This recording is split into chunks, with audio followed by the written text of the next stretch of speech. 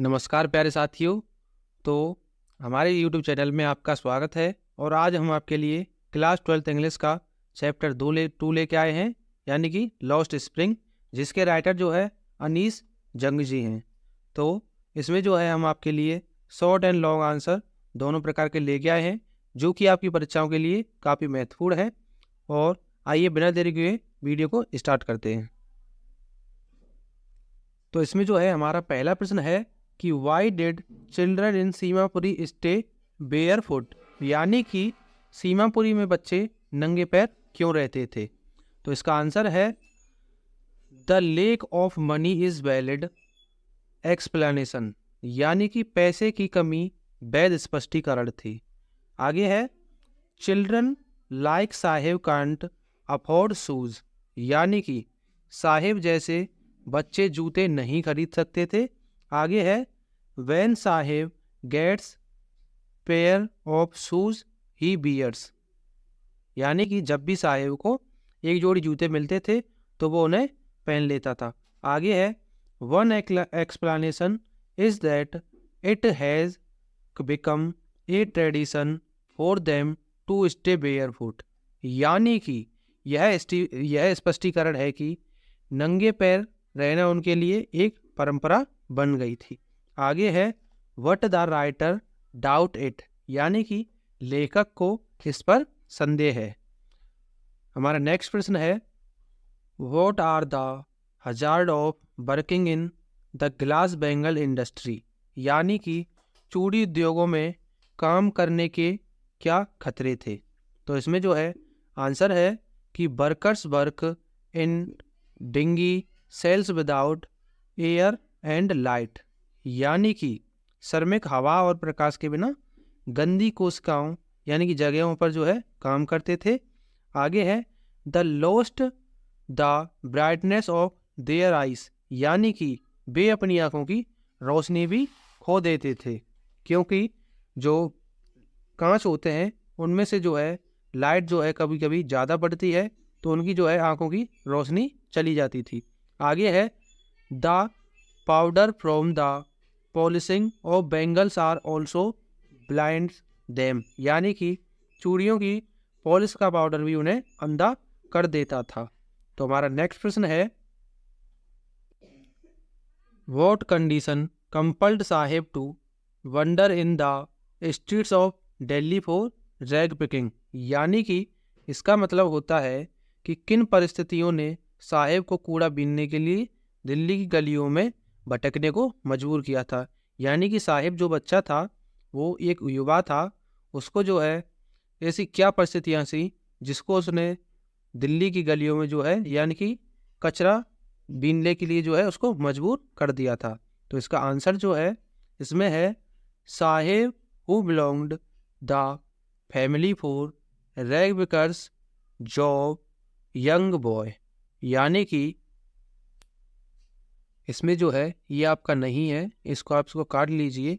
यानी कि इसका आपका हिंदी मतलब होता है यानी कि कूड़ा बीनने वाले परिवार से ताल्लुक़ रखने वाला साहेब एक युवा लड़का था।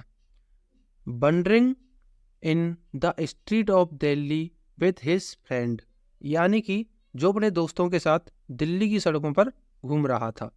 आगे है they were the squatters from Dhaka and Bangladesh where the storm has destroyed their green field and homes, यानी कि वे बांग्लादेश के ढाका से आए हुए लोग थे, जहां तूफान ने उनके हरे भरे खेतों और घरों को नष्ट कर दिया था।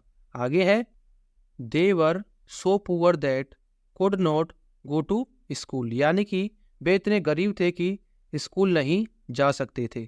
आगे है their parents were depend on rag picking only for their livelihood and unable to bear any other expense except fooding, यानी कि उनके माता पिता अपनी आजीविका के लिए केवल चौगाई पर निर्भर थे और भोजन के अलावा कोई अन्य खर्च वहन नहीं कर सकते थे। In total there poverty was the polite and compel Sahib and other like him to wander in the street of Delhi for rag picking। यानी कि कुल मिलाकर गरीबी उनकी वह दुर्दशा थी जो साहिब और उसके जैसे अन्य लोगों को कूड़ा बीनने के लिए दिल्ली की सड़कों पर भटकने के लिए मजबूर करती थी। तो हमारा नेक्स्ट प्रश्न है, हमारा ये प्रश्न है, describe the deplorable plight of bangle markers. यानी कि चूड़ी बनाने वालों की दयनीय दशा का वर्णन कीजिए। यानी कि जो लोग वहाँ पर चूड़ियाँ बनाते थे उनकी दशा कैसी थी। तो हमारा आंसर है, Firozabad is the hub of India glass blowing industry. यानी कि फिरोजाबाद भारत के ग्लास ब्लोइंग उद्योग का केंद्र था। आगे है, where families have spent generation making bangles to adorn married women. यानी कि जहाँ परिवारों ने विवाहित महिलाओं को सजाने के लिए चूड़ियाँ बनाने में कई पीढ़ी बिताई थी। आगे है, the stark reality of these family that in spite of the back breaking hard work that they put in they can not have two square meals day. यानी कि इन परिवारों की कड़वी सच्चाई यह है कि कड़ी मेहनत के बावजूद उन्हें दिन में 2 वक्त की रोटी नहीं मिलती थी। आगे है कि the work in deplorable condition and many people lose their eyesight early. यानी कि वे दयनीय परिस्थिति में काम करते हैं और कई लोगों की आंखों की रोशनी भी जल्दी चली जाती थी। आगे है, to talk it all the live in unhygiene condition where there is back of basic amenities too. तो ये है, इसमें है, सबसे बढ़कर वे अस्वच्छ परिस्थितियों में रहते हैं जहां बुनियादी सुविधाओं का भी अभाव होता था। आगे है, the sad reality is that the worker can not organise themselves into a cooperative. यानी कि दुखद वास्तविकता यह है कि श्रमिक स्वयं को एक सहकारी समिति के रूप में संगठित नहीं कर सकते थे। आगे है, they are devoid of all enthusiasm and do not dare to dream of anything better।